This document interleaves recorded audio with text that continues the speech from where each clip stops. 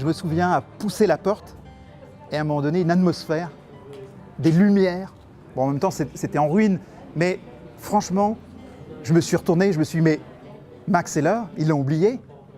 Et ça m'a fait un choc comme ça, mais voilà, j'emploie une image, mais c'est vrai, je me suis dit, mais c'est incroyable. Et là, tout de suite, bon, mon esprit s'est mis en route, je me suis dit, bon là, il faut faire un lieu d'exception, voilà, un lieu de mémoire, parce qu'on le sent encore là, quoi. Voilà, je le sentais là.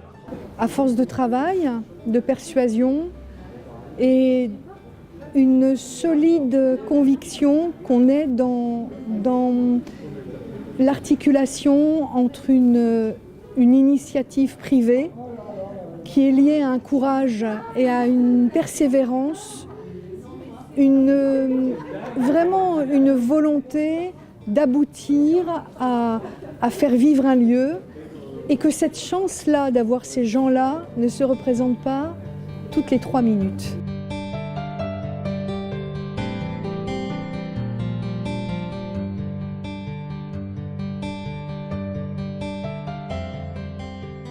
Je pense pouvoir dire que mon père, qui était médecin, qui connaissait la plupart des grands artistes de l'époque, qui était un sculpteur remarquable, un graphologue très fin, avait une ambition, et j'ajoute encore avant de continuer, il avait fait toute la guerre de 14 comme médecin auxiliaire en première ligne. Et là, il avait, si vous voulez, la passion de l'amitié,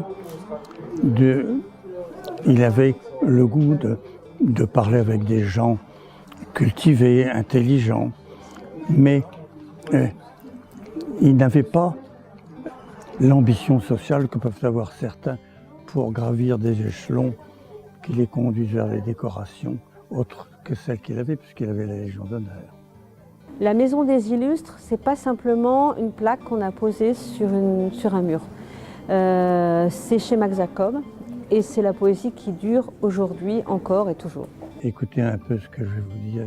La dernière promenade que Max Jacob a fait le long de l'Odé avant d'être déporté, il portait un long par-dessus noir avec l'étoile des Juifs sur son côté gauche de la poitrine. Et j'ai participé, moi, à cette dernière promenade. Il y avait Max Jacob, il y avait mon père et moi. Et mon père a été très courageux parce que c'était pendant l'occupation.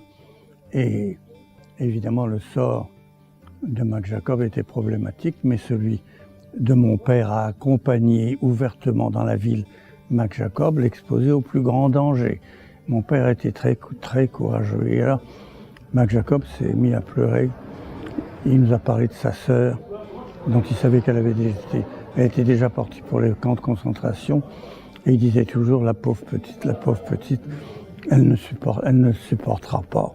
Voilà le dernier souvenir de Max Jacob à Quimper et la dernière fois qu'il ait longé l'Odé, promenade qu'il considérait comme la plus belle qu'il soit possible de faire sur cette basse terre.